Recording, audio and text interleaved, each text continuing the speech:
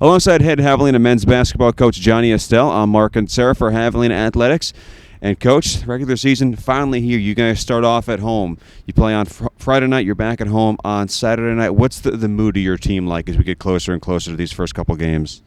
Well, the mood is here. It's here. We've done a lot of training. Kids have worked really hard on the track and in the weight room. Individual workouts, team workouts. Had one exhibition against Texas A&M, and now the season's here.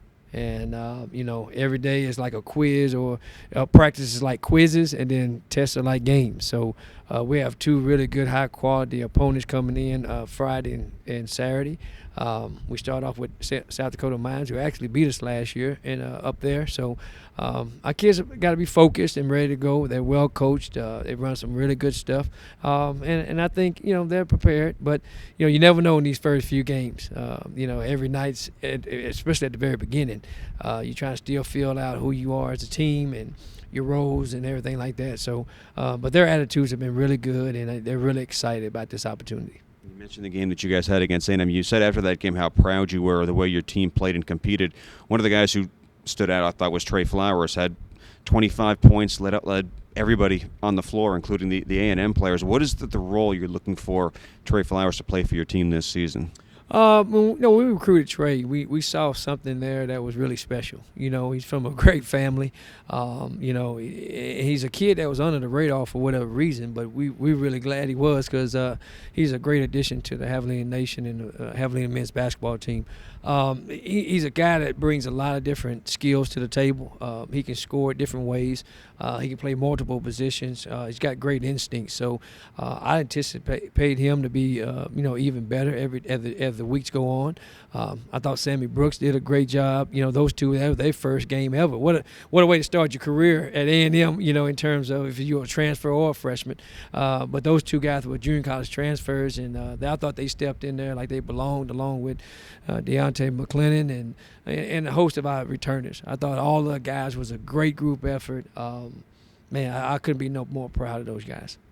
Look at this group that you've assembled this season. So many guys came from so many different spots, whether they're JUCO transfers or guys from high school, guys from Division I, returners, new faces on this team. How do you try and mold this really diverse group of individuals into a championship contending basketball team? Well, I think how you started off at the very beginning, and we start with family principles and values. Every program is different. I'm sure everyone will have the same way of saying things, but you establish the Javelina way, the tradition here, and tying them into the university and the school and the department, and you try to teach them about the responsibility of being a Javelina men's basketball player. You mentioned, Division I transfer John Guerrero. What a great addition to our program. He's been into the NCAA tournament 3 years. He brings a great story with him, experience, walk on the starter. So every guy that we've added with the guys coming back has just basically created this, not to say new look, but a new version of the Javelina men's basketball program. You also brought in a lot of guys who were used to winning. You mentioned John Garrett played in the NCAA tournament. Trey Flowers was a guy who took his team to a regional championship last year.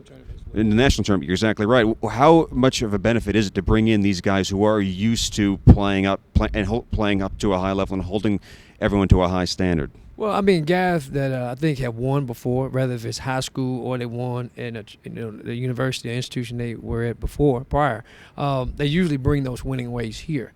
The biggest adjustment is learning, how we want to do things here, and also learning their role within what we're doing. But we really look at kids very deep, closely. We look at how their makeup is what people like call, the attitude, their work ethic, and things like that. So I couldn't be no more pleased with what we brought in. Coach Gonzalez did a phenomenal job recruiting and preparing our team for the most part last week in my absence. I was only here for like a couple of those days, but him and Coach Miller and Coach Mills, they're phenomenal. And that crowd that we had at A&M, I just couldn't say enough. I wish I would have said more in my post-game interview, but that was a great